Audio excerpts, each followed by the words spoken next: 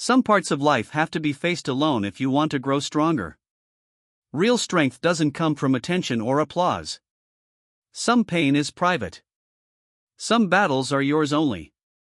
You can have support, friends, and family, but there are moments where no one can step in for you. If you avoid those moments, you might survive, but inside you'll grow weaker. Stoicism isn't about loving loneliness. It's about being honest. You can't control what happens around you, but you can control how you respond. Marcus Aurelius believed strength comes from character, not praise. Seneca said a wise person doesn't depend on others to stay balanced, not because they reject people, but because they are steady on their own. Epictetus said it clearly, what hurts you isn't the event itself, but how you judge it. All of this means the same thing: real power starts when you stop handing your inner life over to others. There are things no one can do for you. They were never meant to be shared. First, you have to heal your own wounds. Others can listen, care, and support you, but they don't feel what you feel. When you're alone at night, it's still your pain. If you don't face it, it slowly becomes part of who you think you are. Then you start protecting the very pain that's hurting you. You repeat the same stories, the same patterns, the same relationships because at least the suffering feels familiar. Healing alone doesn't mean shutting people out. It means taking responsibility for what you carry. It means saying, this happened, but it doesn't control me anymore.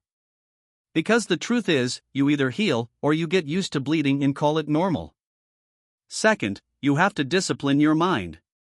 No one can control your thoughts for you. No one can stop your anxiety when it starts creating worst-case scenarios. Books can guide you, mentors can inspire you, but focus is your job.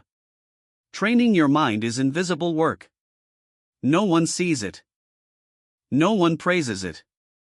But it decides who you are when no one is watching. An undisciplined mind lets every fear, opinion, and memory walk right in.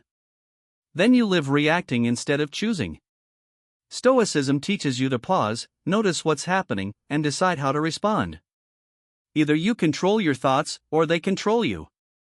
Third, you have to build your own vision. Great things are built quietly. People only see results, not the lonely hours behind them. Vision means deciding who you want to be before you feel ready. It means staying on your path when no one believes in you or understands you. There will be times when progress feels invisible and encouragement is nowhere to be found. That's where most people give up, not because they lack ability, but because they lack direction. You need a purpose that doesn't depend on praise and a sense of direction that doesn't change when someone doubts you. If you don't protect your vision, it fades, and then it becomes easy for others to steer your life. Fourth, you have to walk away from what weakens you. Letting go hurts, so people confuse attachment with love and habit with destiny. But strength often begins when attachment ends. Some people, environments, and behaviors drain you slowly. You can work hard and still go nowhere because they keep pulling you back. Not everything you want is good for you, and not everything familiar helps you grow. Sometimes what's hurting you is what you call just who I am. Walking away takes quiet courage, leaving routines that numb you, habits that limit you, and versions of yourself that feel safe but small. Strength doesn't always come from adding more.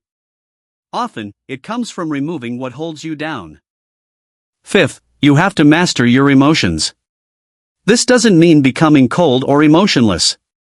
It means learning how to lead yourself. Emotions are powerful. They can help you or destroy you. People who react to everything become easy to control.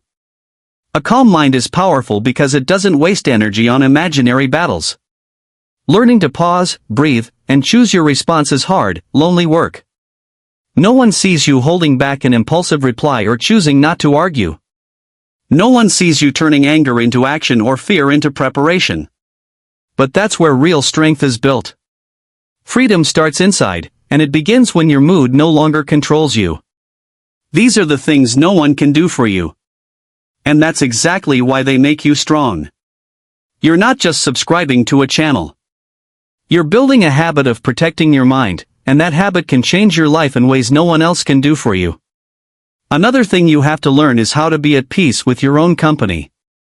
Many people aren't afraid of silence, they're afraid of what silence brings up. That's why they stay busy all the time, scrolling, working nonstop, filling every moment with noise. Anything to avoid sitting alone with their thoughts. But being alone is where you actually meet yourself.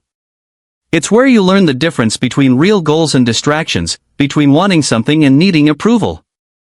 When you're comfortable with yourself, you stop chasing validation. You stop accepting less than you deserve just to avoid feeling lonely. You stop changing your values just to fit in. Seneca spoke about returning to yourself. At first, that feels uncomfortable, like finally cleaning a room you've been ignoring. But over time, it becomes strength. When you know you are enough, you don't sell yourself short. The last thing is learning to get up after every fall. This is what separates people who like Stoic ideas from people who actually live by them. No one is going to lift you forever.